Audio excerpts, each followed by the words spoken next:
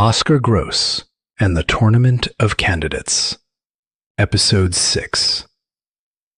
A week passed. Life beneath the earth dissolved into an endless cycle of waiting. Waiting for aid. Waiting for news.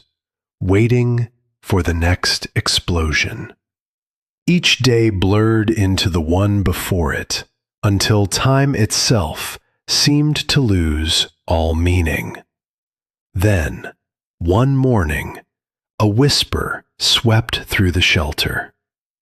A humanitarian corridor had opened, only for a few hours, only for women and children. The teachers hurried through the crowded basement, gathering their students, explaining the evacuation, helping them pack what little they still had. Some children cried, unwilling to leave the only home they had ever known. Others clung to the news with desperate relief, believing the nightmare might finally be ending. Oskar refused, at first. He couldn't leave without knowing the truth. Somewhere deep inside him, a fragile spark of hope still refused to die. Against all reason, he believed there was still a chance his mother had survived. The hope was almost invisible, but it was enough to keep him there. That afternoon, the sky split open again. The shriek of a jet, a deafening impact, then another, and another. The shelter lurched beneath them. New cracks raced across the concrete walls as chunks of plaster rained from the ceiling. The ground shook so violently that children began screaming, and even a few teachers could no longer hide the fear in their eyes. It felt as if the entire city were collapsing above them. That was the moment Oskar understood. If he stayed, he would die, and his death would change nothing. He wasn't afraid of dying anymore, not after everything that had happened. Fear itself had grown strangely distant. But for the first time since the war began, another thought entered his mind. What comes after this? If he died here, he would become one more victim in an endless list of names. Another life swallowed by war. Another name the world would eventually forget. The war would continue. People would keep dying. Nothing would change. Slowly, Oskar lowered himself onto his knees and placed both palms against the freezing concrete floor. There, in the silence beneath the ruined city, he made himself a promise. He would survive. Not to escape, not to forget, but to return. To return as a different man.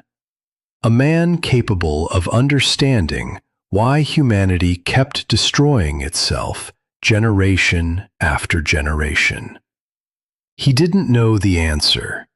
He didn't know who was truly to blame. He didn't even know whether such madness could ever be stopped. But somewhere deep inside, he felt there had to be something greater behind it all. Something deeper than politics, deeper than money, deeper than borders or power. One day, he would find that answer. The buses arrived the following morning. The teachers led the children out of the shelter in careful lines. Their faces were pale with exhaustion, yet none of them showed fear. Outside, the air smelled of smoke, ashes, and hot metal. Before boarding, Oskar walked over to Mr. Vladimir, his physical education teacher. Without saying much, he embraced him. Then he placed the keys to his apartment into the teacher's hand. If you can, Oskar said quietly. please take Grom. For an entire week, the dog had been alone, hiding inside the apartment, waiting for his family to come home. Oskar knew how much Mr. Vladimir loved animals. If anyone could save Grom, it was him. The teacher closed his fingers around the keys and gave a silent nod. No promises, none were needed. Moments later, Oskar climbed aboard the last bus, holding his backpack tightly against his chest. When the convoy finally pulled away, he never looked back. The city he had grown up in no longer existed. Ahead lay only the unknown. Yet for the first time in many days, he felt he was moving toward something instead of simply running from it. Snow-covered fields drifted past the windows. Burned-out military vehicles stood abandoned beside shattered roads. Bent road signs leaned at impossible angles. Elderly villagers stood silently along the roadside, watching the endless columns of refugees disappear into the distance. Oskar's body remained untouched. His soul did not. It felt hollow, yet somewhere inside that emptiness, something new had quietly begun to grow. Several hours later, the convoy reached a regional city farther from the front. The difference was almost surreal. Barely 50 kilometers separated the two places, yet here the air still carried the scent of peace. People walked through the streets without panic. Cars moved through intersections. Shops remained open. The ground no longer trembled beneath constant bombardment. Only the distant wail of an occasional air raid siren reminded everyone that the war had not disappeared. It had merely moved farther away. Mrs. Ludmila gently urged Oskar to stay with the rest of the school. The teachers and students had been given several large rooms inside a kindergarten where they could finally sleep in real beds. Volunteers welcomed them warmly, served hot meals, and did everything they could to restore a small piece of normal life. They wanted to remain together, to support one another, to preserve whatever fragments of their old world still remained. But Oskar knew he couldn't. Every familiar street, every familiar face, every ordinary conversation only reminded him of everything he had lost. He needed to keep moving, not because he was afraid, because something inside him demanded it. The war had taken his home. It had taken his family, but it had failed to take away his will to move forward. For a brief moment, he thought about his cousin Kira, who lived in another city near the border.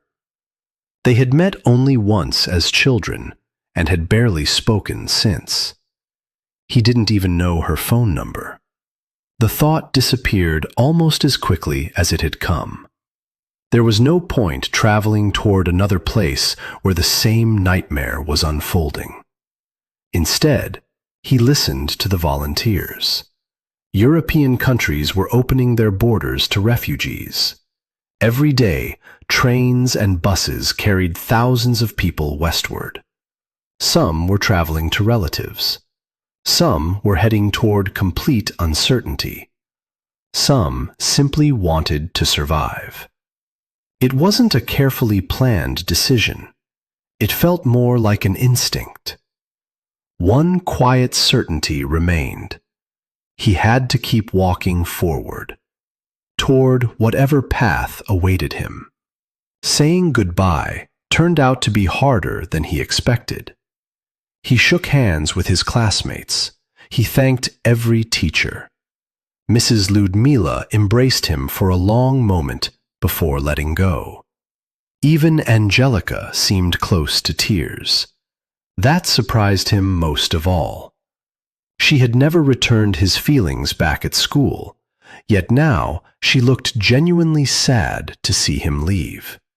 His childhood friend Vladislav, however, smiled. "You always wanted to see the world," he said. "Now you finally will. He clapped Oskar on the shoulder. And whenever you need me, you know where to find me." Old misunderstandings no longer mattered. The petty arguments, the school rivalries, the grudges that once felt so important. All of them had vanished. Enemies became friends. Resentment gave way to compassion. The war had changed more than adults. In only a single week, children had grown older by years. The tragedy that engulfed the country revealed another side of human nature. People shared the last of their food, their blankets, their medicine, their warm clothes. Strangers helped strangers without asking for names. Even those who had almost nothing left still found ways to support someone else. The highways stretched endlessly ahead, packed with cars and buses, kilometer after kilometer. Millions of people were leaving behind their homes, their memories, and the lives they had built, with no idea whether they would ever return. For most of the journey, Oskar simply stared through the window. Time no longer felt real. Past and future seemed to dissolve into one endless road. The trip lasted several days. With every passing kilometer, exhaustion settled deeper into his body. Yet, strangely, his mind had never felt clearer. Along the way, small miracles quietly appeared. A woman he had never met shared the last of her homemade lunch with him.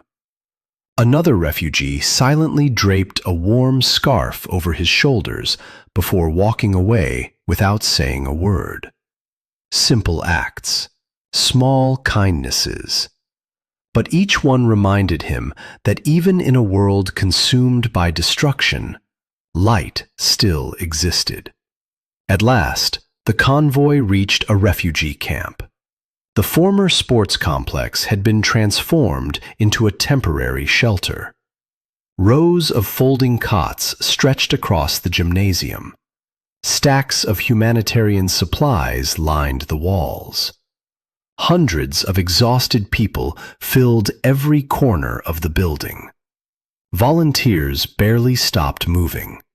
They handed out food, helped families search for missing relatives, found places for new arrivals to sleep.